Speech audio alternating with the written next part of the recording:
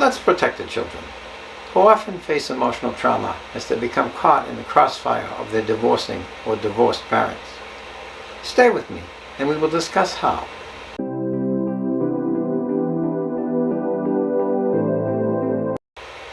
Greetings, daters of all ages. I'm John F. Whitney, author of the book, I Do, If It's Equitable, a philosophy for dating and marriage to avoid the potential horrors of divorce. I will be your host and your guide as we discuss the I Do philosophy. This is section 2, video 7 of 9, protecting the children from the horrors of divorce. The red square at the bottom right hand corner of your screen is a subscribe button. If you like what you hear, please consider subscribing. And don't forget to hit that bell icon so you can be notified when I upload new installments of the I Do philosophy. This is a picture of me when I was a hell of a lot younger than I am today. Check out the hot pink diaper guards I have going on here. I'm styling. Throughout my childhood, I can only remember being hungry or cold once. My parents made great sacrifices to ensure their children were cared for and protected. At that point, my dad was a deckhand on a fishing trawler having to hitchhike from Groveland, Massachusetts to Cape May, New Jersey, a distance of 393 miles one way. No fish caught meant no pay. Often, during lean times, my parents went without meals so that we children could be properly fed. Let's discuss incorporating the I Do philosophy into the dedication that my parents showed to me.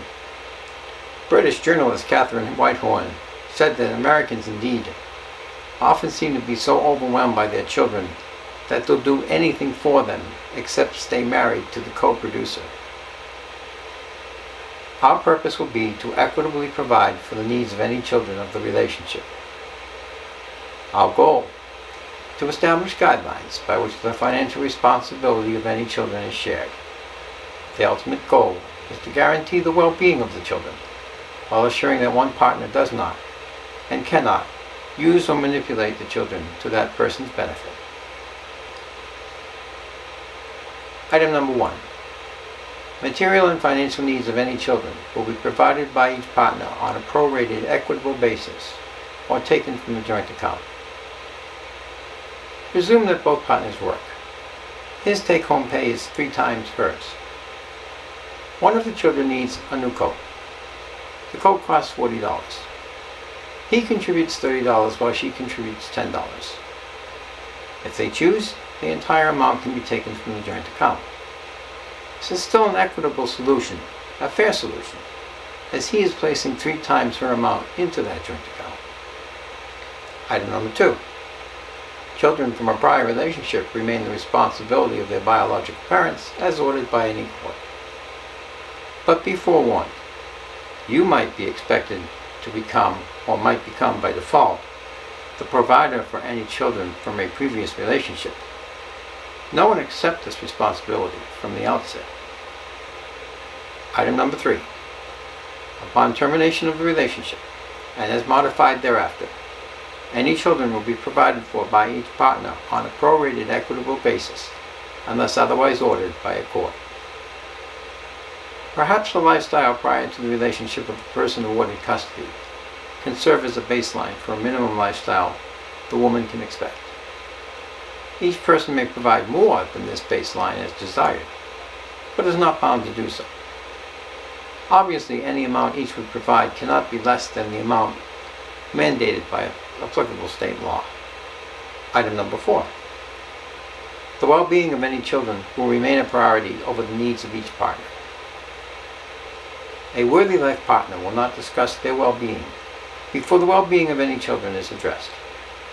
A worthy life partner will not accept or allow the children to suffer because the relationship is failing or has failed. A worthy life partner will not tolerate any physical, emotional, or psychological trauma toward a child at any time. Item number 5. I will not use any children as leverage to extract greater financial or material assets than I have equitably earned. This should eliminate the seemingly endless court battles for more, which one ex might wage against the other. The I Do philosophy is adhered to. Both partners will equitably provide for the children. Both will know their responsibility before, during, and both will be held to the same standards of conduct.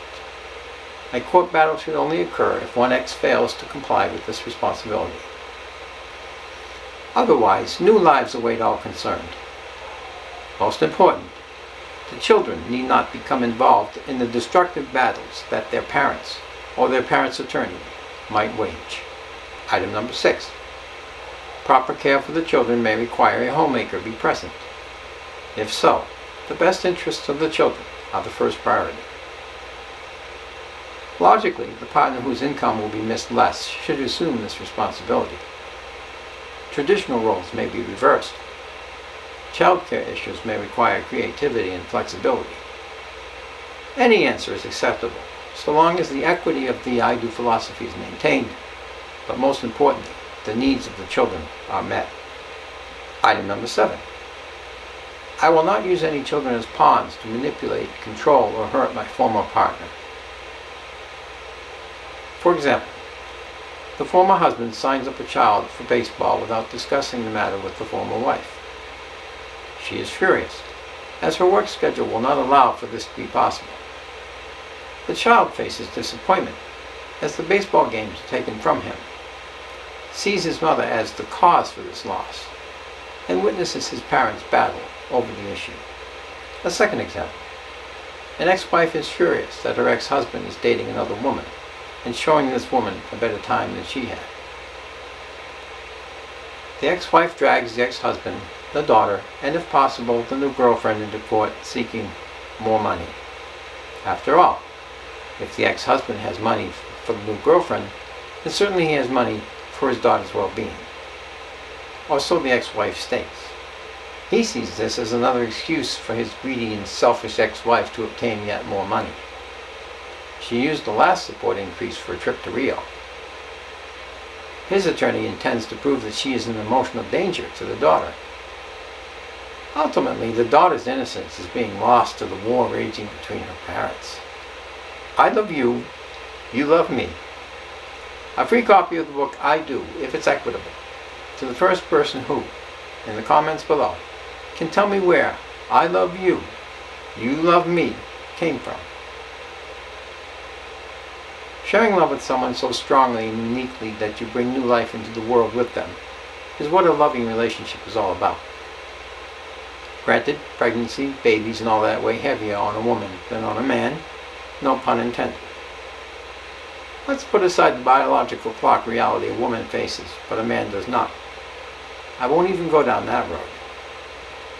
Suffice it to say, both men and women can be equally motivated to have a baby. However, for women, having a baby can become quite an event. Invariably, the expectant mother acquires a certain glow, beams with excitement, shares the news, and becomes the center of attention. There is just so much shopping to do, a nursery to furnish, names to choose, showers to be surprised by. The office pool for time and weight is inevitable. The obligatory delivery room video allows all to share the joyous moment. Once the baby is brought home, yet more shopping and showers await, as does 3 months maternity leave from work. This assures ample time to share the little bundle of joy with everyone. But after the maternity leave expires, the woman of today faces the inevitable question, now what? Not to fear. She has choices. He has responsibilities. She chooses to quit work. Now what? He becomes responsible for all lost income. She decides her career is more important than staying at home with the newborn. He might not want the newborn in daycare. Now what? He will be fortunate if his career allows him to work from home so he can remain with the child. Issues such as these must be addressed before they occur, or else the financial and emotional costs might become devastating. Please do not misunderstand. Children bring great joy, but they also put various strains upon the relationship. Granted, I do not have any children, but I was in a relationship for 2 years with a woman who had a 4-year-old son from a previous relationship.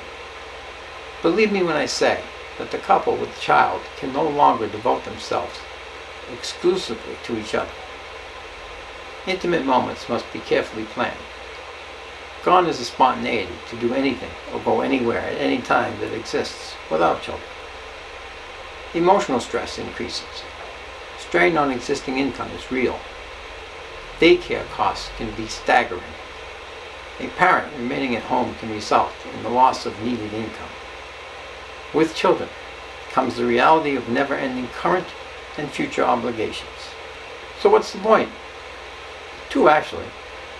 First, he or she might be a single parent. You must know your role and responsibility in the care and well-being of the children, which are now part of your life. Oh yes, dealing with his or her ex, or dealing with him or her, dealing with his or her ex, is another issue to consider. Second, ideally the relationship produces a child from the love each partner has for each other. However, many men of financial means believe children are nothing more than additional security for the woman. Perhaps this explains the almost immediate pregnancy of women that marry into money. Why? If divorce occurs, a child means child support, and possibly an excuse for maintaining the lifestyle the woman has become accustomed to. Moreover, these men believe the financial consequences of a child are rarely the woman's burden. Rather, the man absorbs them. Nor is the man ever free of that burden, as the woman can use the child to constantly haul the man into court for yet more. However, the lack of financial equity before and during marriage can also cost a woman and children dearly. Consider the high school educated waitress who marries a professional. She remains at home for 23 years of marriage, tending to that home and the 3 children of the marriage, and of course, the husband. The husband has an affair with and subsequently divorces his wife to marry a younger woman. He provides a minimal existence to his former family, but lavishes the bimbo big time. Sadly, the ex-wife is powerless to do anything, as he earned and controlled all the income during their years together. She has no funds to fight for her intangible equity, raising the children, tending to the home, and caring for the husband. Had she applied the I do philosophy before marriage, she might have insisted upon a given percentage of equity for each year married. Or after an accepted period of marriage, she would earn equal status for her homemaker role. In this way, after 23 years of marriage, she would have something tangible to show for her dedication to the marriage. In turn, she at least is assured a given percentage of any bank accounts, cash in hand upon the sale of any property, etc. She might also have written into her I do contract a provision that gave her possession of the home. Finally, she could have insisted upon an annual stipend, a percentage of his income, pocket money if you will, to spend as she wishes and give her some financial independence. You get the point. Given her lack of income earning potential and expected homemaker role, she must assure equity for herself. The if-then correlate can then be watched for. If he believes in equity, then he will gladly insist that she receive it. If he balks, then maybe she should reconsider marriage. The time for her to have discovered his true nature was before they married, not after. Furthermore, she would likely have some recourse in a breach of contract that she does not currently have. All this stated, do children mean greater financial security for women, as some men believe, or are women left with the responsibility of children during marriage and after divorce, as some women believe? I don't know, and I don't care. I do care about the children, who are the true victims of all conflicts and consequences their parents create. Therefore, to protect them, let's consider any children of a relationship as stockholders. As stockholders, children do not actually produce profit, but are entitled to a share of it. Each partner in the relationship is expected to meet the needs of these stockholders on a prorated basis, an equitable basis, or any other accepted basis. The I do philosophy should answer some of the abuses in the current system by clearly defining the parental and financial responsibilities of each person during and after the relationship. It should erase the real or perceived beliefs and fears expressed by men and women regarding marriage and divorce inequities. Specifically, men need not fear a stacked deck, and women need not fear abandonment and or losing equity in the intangible contribution they gave to the marriage. Moreover, it might expose high-risk situations, unworthy prospective partners, or other dangers before the marriage occurs. Should any of these possibilities occur, the children involved are ultimately protected, as they should and must be. Presume he's an electrician, netting $60,000 per year, and she is a part-time receptionist. They have one child. They rent an apartment. They divorce. She is awarded custody. Prior to the marriage, she lived in a comfortable two-bedroom apartment costing $1,100 per month.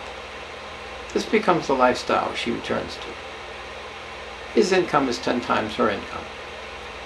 He is responsible for $1,000 of this rent while she pays $100 of this rent. The monthly expenses to care for and provide for the child are met by each on a prorated, equitable basis. At the time of the divorce, he earns 10 times her income. His obligation to the child is 10 times hers. If $1,500 per month is required to care for the child, he pays $1,350 while she pays $150. His obligation is $18,000 support, plus the $12,000 for rent, which equals $30,000 per year. This is much to her favor, given that the state-mandated support amount is 1/3 his net income, or $20,000. This concludes our discussion on protecting the children. Our next topic will be a real-world example of the construction of an I-Do marriage contract. I hope you will join me. If you learned anything of value, please consider hitting that like and share button. Or leave me a comment, especially if you have a question, a concern, a problem, or an issue we might be able to solve together. Or perhaps you can assist me in improving my presentations to you. Finally, if you feel that I am worthy of your time and effort, please consider subscribing. And don't forget to hit that bell icon so you will know when I upload a new installment of the I-Do philosophy. Until next time, date wisely, date safely, and remember, I do if it's equitable.